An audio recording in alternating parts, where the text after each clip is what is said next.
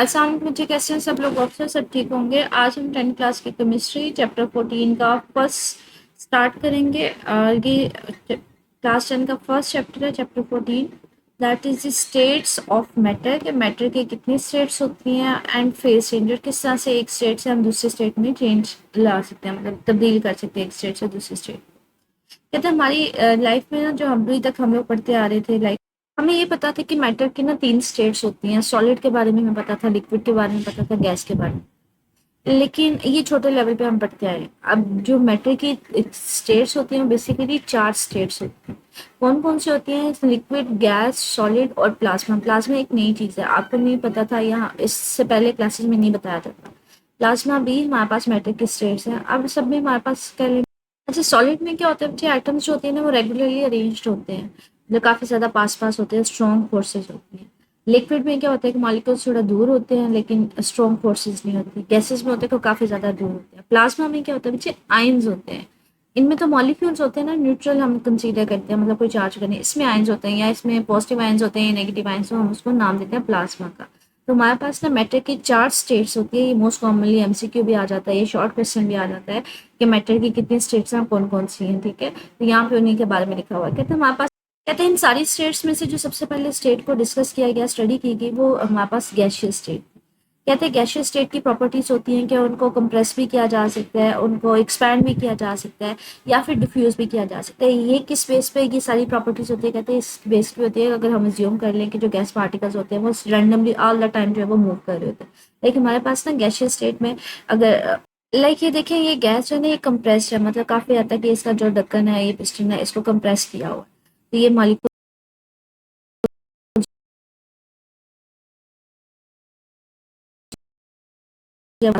इसी तरह से अगर जो डिफ्यूजन हमारे पास होती है, कि अगर कहीं पे हमारे पास डिफ्यूजन क्या होती है, अगर कहीं पे ज्यादा मॉलिक्यूल्स हो, कहीं पे कम हो, तो मॉलिक्यूल्स हमेशा हाई से लो की तरफ जो है वो हरकत करना शुरू हो जाते हैं, मूव करना शुरू हो जाते हैं।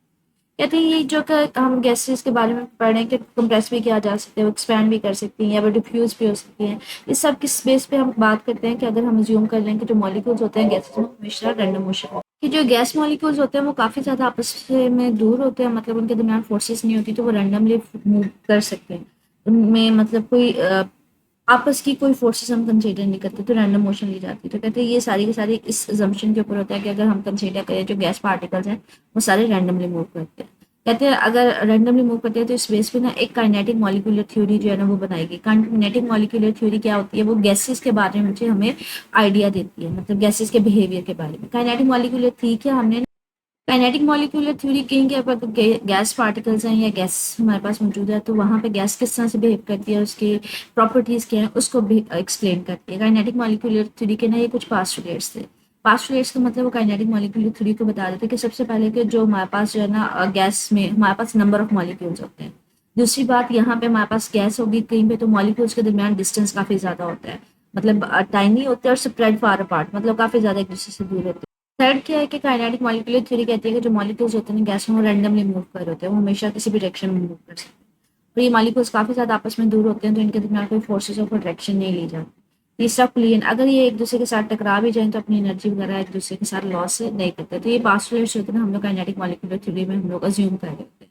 ये हमें बेसिकली जो काइनेटिक मॉलिक्यूलर थ्योरी है वो एक गैस के बारे में बता रही होती है कि अगर किसी कंटेनर में कोई गैस पार्टिकल्स हैं, तो पहली बात हमने कंसीडर करना है कि पार्टिकल्स की तादाद काफी ज्यादा गैस में होती है। दूसरी बात हमने करना है कि ये दोनों जो पार्टिकल्स होते हैं ये छोटे होते हैं, एक दूसरे से काफी ज्यादा दूर दूर होते हैं।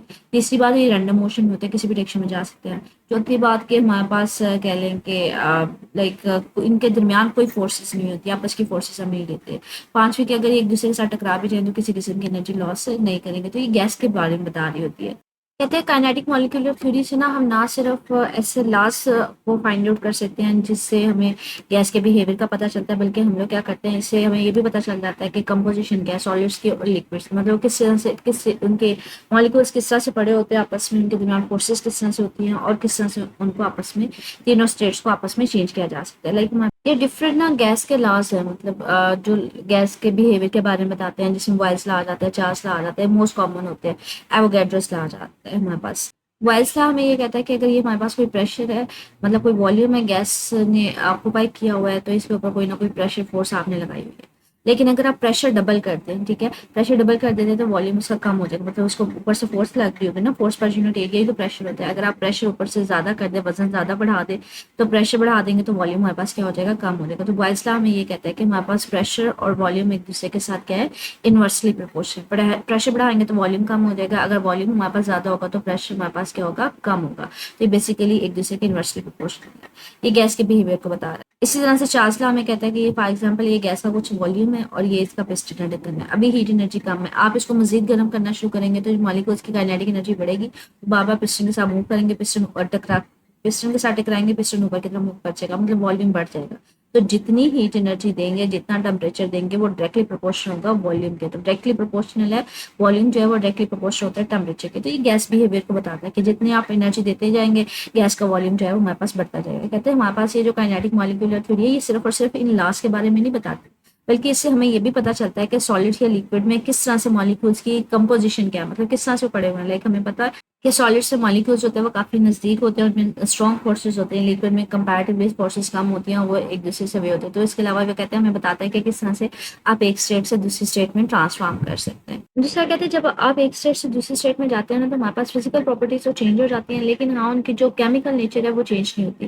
लाइक अगर हम एक स्टेट से दूसरी स्टेट में जा रहे हैं, मतलब ये सॉलिड है, इससे अगर लिक्विड में जा रहे हैं, तो यहाँ पे फिजिकल नेचर चेंज हो गया। बच्चे ये देखिए मॉलिक्यूल्स यहाँ पे पास पास तो फोर्सेस थी, अब यहाँ पे वो क्या हो गया, वो दूर हो गया, तो मतलब वॉल्यूम उनका बढ़ गया, फिजिकल स्टेट तो उनकी चेंज हो गई। लेकिन कहते हैं मॉलिक्यूल्स तो वही है ना, मॉलिक्यूल्स तो चेंज नहीं हुए ना, एटम तो चेंज नहीं हुए, तो इसलिए इनकी केमिकल जो प्रॉपर्टीज है वो चेंज नहीं होती, केमिकल नेचर जो है वो सेम रहती है।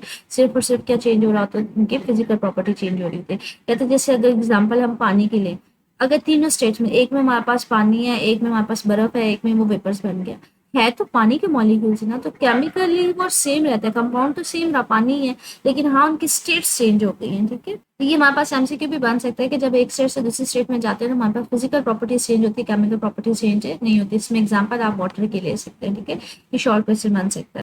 कहते हैं हमारे पास काइनेटिक मॉलिक्यूलर थ्योरी हमें क्या कहती है, वही अगेन जो मैंने आपको पहले बात रिपीट की थी। अब अजम्पशन ले रहे होते हैं कि काइनेटिक मॉलिक्यूलर थ्योरी के अकॉर्डिंग जो मॉलिक्यूल्स होते हैं वो हमेशा रैंडम मोशन में होते हैं। रैंडम मोशन में तो बच्चे वो जाके वॉल्स के साथ टकराएंगे, इसके साथ टकराएगा, इसके साथ, कहते जब ये वॉल्स के साथ टकराते हैं ना, तो वहां पे जाके प्रेशर लगाते हैं। ठीक है, ये मॉलिक्यूल्स इस वॉल के साथ, ऊपर वाली वॉल के साथ, तो जैसे वो किसी वॉल्स के साथ जाकर टकराएंगे तो वहां पे प्रेशर एक्सर्ट करेंगे, फोर्स लगाएंगे।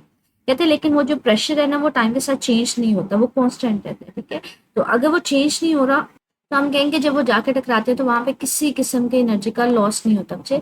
अगर एनर्जी का लॉस नहीं हो रहा, इसलिए जब वो बार बार जाकर इसके साथ टकरा रहे हैं तो एक जैसा प्रेशर एक्सर्ट करे। अगर फॉर एग्जाम्पल इसके साथ जाकर टकराता है, एनर्जी लॉस करता, तो वहां पे तो फिर हमारे पास फर्दर टकराने के ऊपर एनर्जी उतना ज्यादा प्रेशर एक्सर्ट ही नहीं कर सकता। तो यहाँ पे हमने कुलियन कंसीडर की थी कि ये सारी की सारी क्या है, इलास्टिक कुलियन है। जब मैंने पास्ट बताया था तो मैंने कहा था कुलियंस आर इलास्टिक। इलास्टिक का मतलब है जब भी वो आपस में टकराएंगे या वॉल्स के साथ जाकर टकराएंगे तो किसी किस्म की एनर्जी लॉस नहीं होगा। तो ये काइनेटिक मॉलिक्यूलर थ्योरी का पास्ट। इसके अलावा जो मॉलिक्यूल्स के आपस की जो फोर्सेज होती हैं, चाहे वो अट्रैक्टिव है चाहे वो रिपल्सिव है, उनको हम नेग्लिजिबल कंसीडर करते हैं, क्योंकि हमने कहा है कि जो मॉलिक्यूल्स होते हैं गैसियस स्टेट में वो काफी ज्यादा एक दूसरे से दूर दूर होते हैं। अब दूर होने की वजह से इनके जो दरमियान के फोर्सेज हैं हम उनको नेग्लिजिबल कंसीडर करते हैं, वो हम इसको कंसीडर ही नहीं करेंगे। इसके अलावा हम कहते हैं काइनेटिक एनर्जी, जितना आप टेम्परेचर देते जाएंगे मॉलिक्यूल्स की जो रैंडम मोशन है या कह लें कि काइनेटिक एनर्जी है वो उतनी ज्यादा बढ़ती जाएगी। जितना टेम्परेचर देंगे तो उनकी उतनी ज्यादा काइनेटिक एनर्जी इनहेंस होगी। इसके अलावा वो कहते हैं मतलब हर गैस के लिए जितना आप टेम्परेचर देंगे उनके लिए काइनेटिक एनर्जी में चेंज उतना ही आएगा, मतलब एवरेज काइनेटिक एनर्जी सेम रहेगी। कहते हैं according to kinetic molecular theory हमारे पास जो पार्टिकल्स होते हैं लिक्विड के वो क्लोज होते हैं एज कम्पेयर टू गैसेस। ठीक है, तो वो हमारे पास कह लें कि कहता है लिक्विड में क्या होता है, मॉलिक्यूल्स होते हैं वो कंपैरेटिवली पास पास होते हैं, तो इनका कुछ ना कुछ पर्टिकुलर वॉल्यूम जरूर होगा। हाँ ये मोशन में लाजमी होते हैं, आधा टाइम मूव कर रहे होते हैं, लेकिन ये पास होने की वजह से इनके दरमियान कुछ ना कुछ फोर्सेज हमारे पास एग्जिस्ट करती हैं। तो कहते हैं हमारे पास कह लें इंटर पार्टिकल जो फोर्सेज हैं वो हम एग्जिस्ट करेंगे, इसकी वजह से हम कहते हैं इसका कोई ना कोई पर्टिकुलर वॉल्यूम होता है, क्योंकि मतलब जितने वो कोई ना कोई जगह ऑक्यूपाई करेंगे वो फिक्स एक वॉल्यूम होता है, क्योंकि उनके दरमियान कुछ ना कुछ फोर्सेज होती है। हाँ वीक होती है इसलिए वो मूव ऑन कर सकते हैं, तो इस डायरेक्शन किसी भी डायरेक्शन में मूव कर सकते हैं, तो लेकिन फोर्सेज हमारे पास इनके दरमियान होने की वजह से हम कहते हैं इनका एक पर्टिकुलर वॉल्यूम होता है। ठीक है, आगे वो कहते हैं हमारे पास जो सॉलिड, इनमें ना हर तरह की लिक्विड्स में कह लें मोशन होती है, इनमें वाइब्रेटरी भी होती है, मतलब अपनी जगह के आगे पीछे घूमना, अपनी जगह पे रहना, आगे पीछे होना। इसमें काइनेटिक एनर्जी भी होती है, किसी भी डायरेक्शन में मूव ऑन कर सकते हैं। इसमें फोर्सेस की वजह से पोटेंशियल एनर्जी भी होती है, मॉलिक्यूल के दरमियान फोर्सेस होगी तो पोटेंशियल एनर्जी भी होगी। तो कहते हैं इसमें हर तरह की मूवमेंट होती है। इसमें वाइब्रेटरी भी होती है। वाइब्रेटरी मैंने आपसे कहा है कि हमारे पास क्या होती है, अपनी जगह के आगे पीछे रोटेट करना, मतलब ये मॉलिक्यूल है इधर ही होगा लेकिन ये थोड़ा सा आगे पीछे फ्लक्चुएट कर रहा होगा। या फिर काइनेटिक एनर्जी वो किसी भी डायरेक्शन में मूव ऑन कर सकता है, या फिर हमारे पास रोटेटरी मोशन वो सर्कल में मूव कर सकते हैं। तो हर तरह की मूवमेंट यहाँ पे इसके कंपैरिजन में अगर सॉलिड्स में देखा जाए तो कहते हैं सॉलिड्स में मॉलिक्यूल्स होते हैं वो काफी ज्यादा आपस में एक दूसरे के पास पास होते हैं, इनमें स्ट्रॉन्ग फोर्सेस होती है, तो इनका एक फिक्स पोजीशन होती है जहाँ पे सारे मॉलिक्यूल्स जो है वो मौजूद होते हैं। कहते हैं ये मॉलिक्यूल्स आयंस भी हो सकते हैं, एटम्स भी हो सकते हैं, कुछ भी हो सकता है। ठीक है, तो ये तीनों यहाँ पे सिचुएशंस पॉसिबल है, इनमें आयंस भी मौजूद हो सकते हैं, एटम्स भी हो सकते हैं, या मॉलिक्यूल्स भी हो सकते हैं।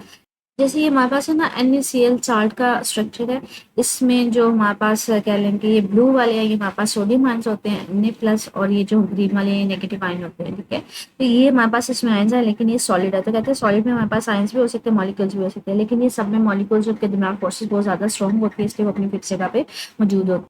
लेकिन कहते हैं सॉलिड्स में ना हमारे पास वाइब्रेटरी मोशन होती है, वो अपनी जगह के इर्द गिर्द जो है ना वो मूव ऑन कर रही होती है। वाइब्रेटरी मोशन हमारे पास पता क्या होती है, लाइक ये सॉलिड्स में वाइब्रेटरी मोशन है कि फॉर एग्जांपल ये NaCl का स्ट्रक्चर है जो हमारे पास सॉलिड फॉर्म में है। ठीक है, अब ये देखिए मॉलिक्यूल्स अपनी जगह पे आगे पीछे मूव कर रहे हैं, स्ट्रक्चर नहीं ब्रेक हो रहा लेकिन वो अपनी जगह के ऊपर आगे पीछे मूव ऑन कर रहे होते हैं। ठीक है, इस तरह के मोशन को हम कहते हैं वाइब्रेटरी, मतलब उनकी शेप और वॉल्यूम जो होता है वो फिक्स रहता है। आगे इंटरनल एनर्जी, इंटरनल एनर्जी पीछे अगर कहीं पे हमारे पास कोई मॉलिक्यूल कोई भी चीज मौजूद है उसमें, जैसे हम गैस की बात कर रहे हैं तो अगर गैस की पार्टिकल्स होते हैं उनसे वो क्या कर रहे होते हैं, वो आगे पीछे मूव ऑन कर रहे होते हैं, उनकी काइनेटिक एनर्जी होगी, इनके दरमियान कुछ ना कुछ फोर्सेज होती हैं। अगर यहाँ पे हम कंसीडर नहीं कर रहे, हम लोग फॉर एग्जांपल ये लिक्विड की बात कर रहे हैं तो यहाँ पे मॉलिक्यूल के दरमियान कुछ ना कुछ फोर्सेज होती हैं, उन फोर्सेज की वजह से बॉन्ड होते हैं तो वहाँ पे पोटेंशियल एनर्जी भी होती है। जैसे सॉलिड्स में पार्टिकल्स के दरमियान बॉन्ड होता है तो वहाँ पे बॉन्ड में ना पोटेंशियल एनर्जी मौजूद होती है, मूवमेंट की वजह से काइनेटिक एनर्जी होती है। इंटरनल एनर्जी उसको बोलते हैं जो टोटल मतलब मॉलिक्यूल्स की अपनी टोटल एनर्जी होती है। कहते हैं इसमें इंटरनल एनर्जी में काइनेटिक एनर्जी भी आएगी जो मोशन की वजह से होती है,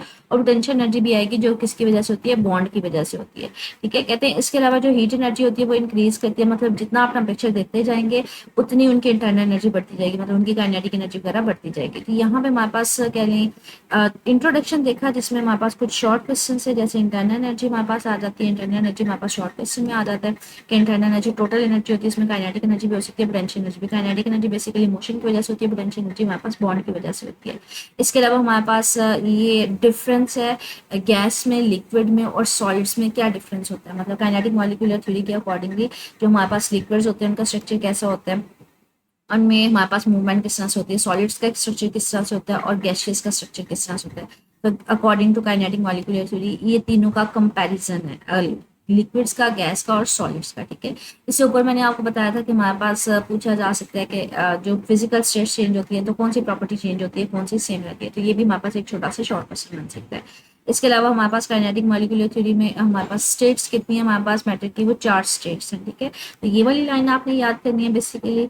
उसके अलावा सबसे पहले स्टडी किसको किया गया, गैसेस को किया गया। ठीक है, उसके अलावा ये वाला बाकी पैसेज कर लीजिएगा, करना हुआ आपकी चॉइस है, नहीं करना हुआ तो भी आपकी चॉइस है। ये वाला कर लीजिएगा कि हमारे पास कौन सी प्रॉपर्टी चेंज होती है, ये MCQ के लिए। ठीक है, ये शॉर्ट क्वेश्चन के लिए, ये लॉन्ग क्वेश्चन है कोऑर्डिनेटिंग मॉलिक्यूलर थ्योरी के अकॉर्डिंगली अगर आपने डिफरेंशिएट करना है सॉलिड, लिक्विड और गैसेस में।